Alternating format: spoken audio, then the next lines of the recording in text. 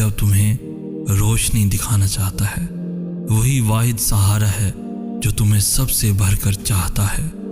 راستے دشوار جتنے بھی ہوں، بس تم اس پر یقین کامل رکھو۔ وہ واقف حال ہو کر بھی تمہیں محبت سے سنتا ہے۔ جب ضبط مشکل لگنے لگے تو درد اشکوں میں بہا دو۔ یہ جتنا صبر تم کر چکے ہو اس پر اجر ملنا لازم ہے۔ یقین رکھتے ہوئے کچھ اور دن صبر سے گزار دو۔ وہ جب کہتا ہے کہ مجھ سے مانگ میں عطا کروں گا، تو پھر سوچو نہیں، ہر دعا مانگ کر اس کے حوالے کر دو۔